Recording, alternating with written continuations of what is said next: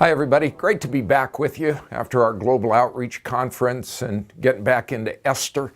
I'm just so thrilled with the opportunities given to us to study God's Word together and then to dialogue a little bit more deeply about it in these small groups. We continue to champion this biblical value of connecting together, and you have an awful lot of questions now about this text. We highlighted the main lesson, if you remember back, of how consequences of our decision-making are unavoidable. So if we sow godly principles into our decision-making, in the long run, it'll produce godly results.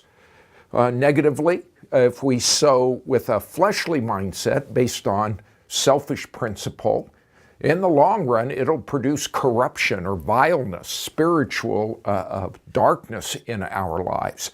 And so the principle is really straightforward for us to strive to continually make right decisions as best as we can based upon biblical principles, and God will take care of the rest. And we highlighted why we're so sure of this, that there's no loopholes with God, there's no calendar with God, that God sees everything from His viewpoint, and that His faithfulness is always gonna come through for us.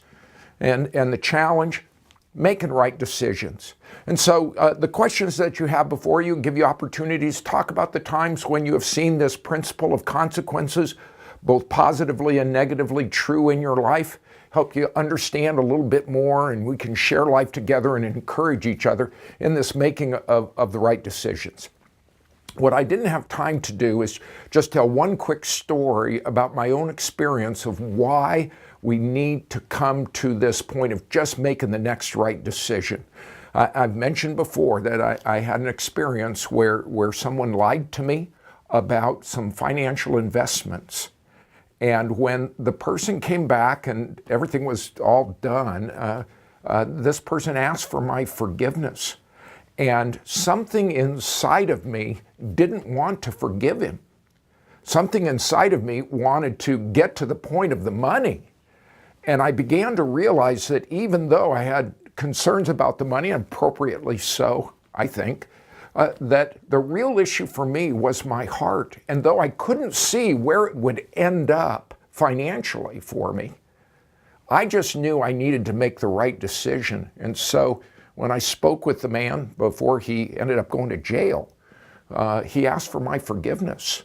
And I was really stuck, because in some ways I didn't want to, and at the same time I knew I needed to.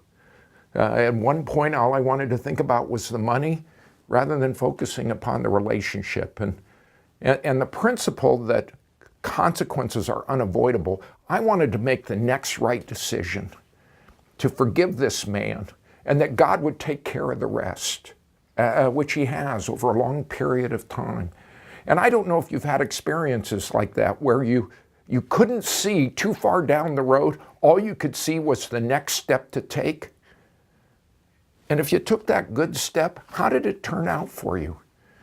The promise from God's Word is that in the long run, if we do the next right thing, God will take care of us, because our God is a faithful God. He's a true God, and He's going to take care of His children. That's what we've learned from this study of Esther. So you have a lot of questions that you can dialogue about.